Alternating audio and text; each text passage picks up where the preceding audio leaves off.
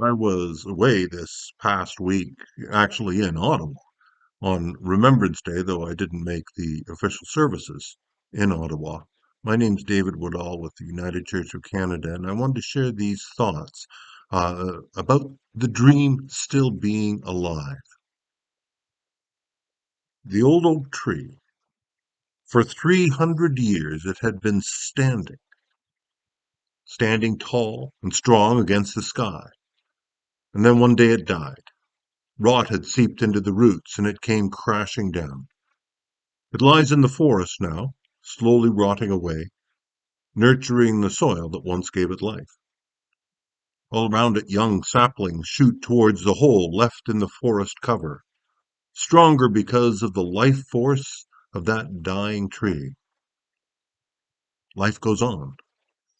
1919, the first Remembrance Day. The years since have been a time of great hope and great tragedies.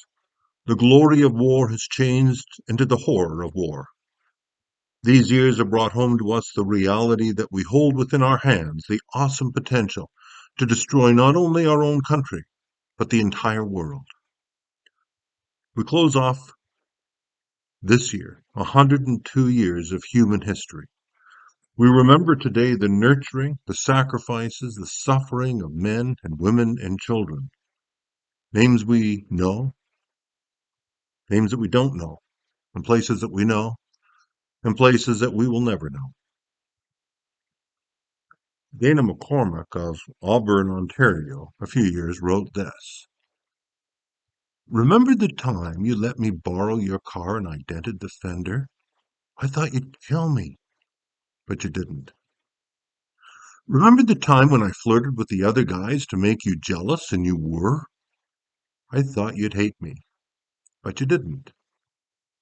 Remember the time I dragged you to the beach and you said it would rain and it did? I thought you'd say, I told you so, but you didn't.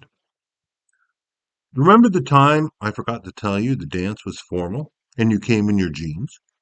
I thought you'd yell at me, but you didn't. Remember the time when you wanted to be serious and I kept giggling?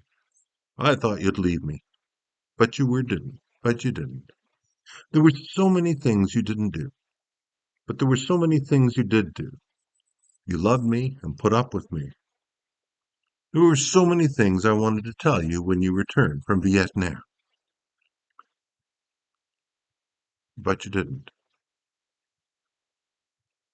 I think of a person serving their country, on battlefields far away or on the home front, on the farms in the city, in the factories, living in homes with empty beds.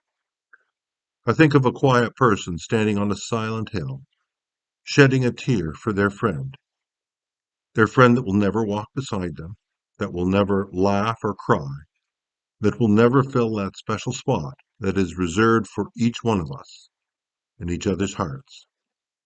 There's so many reasons why wars are fought, but there's a common thread that underlines all the readings and writings that you will ever read.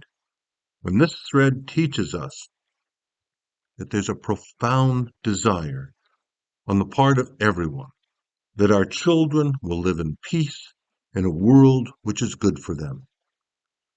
This is the hope of every parent, of every generation, that there might be peace in this world, that there just might be the possibility of a better tomorrow.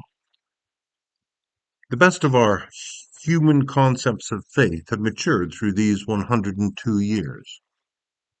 We recognize the remarkable gift of life that God has given us.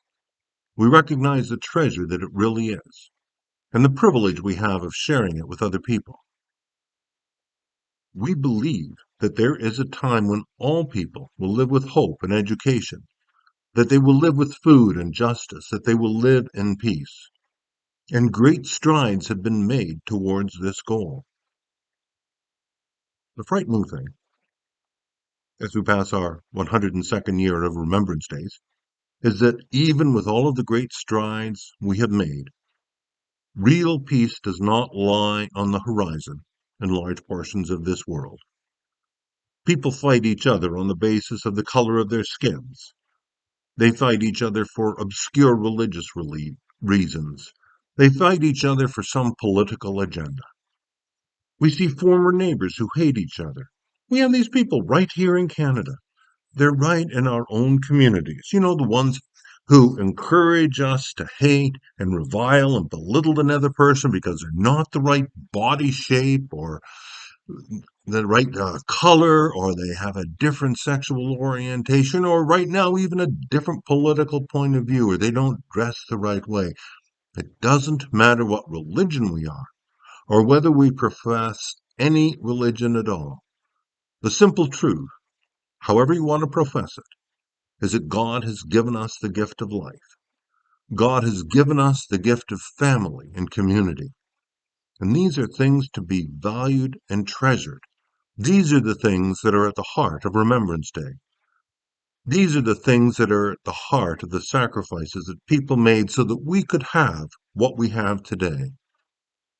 Peace is a process. There will never be a war to end all wars because it's not war that stops war. It is peace that puts a halt to war. And peace comes when people learn how to live with each other, when we learn how to live without hate, when we learn to share kindly and generously out of the rich gifts that God has given us. Peace in this world is the dream of God. Peace in this world is a result of something that happens within us. Peace in this world is a process that begins when one person is content within themselves. You know, if you're angry at yourself, you cannot live at peace with your neighbors.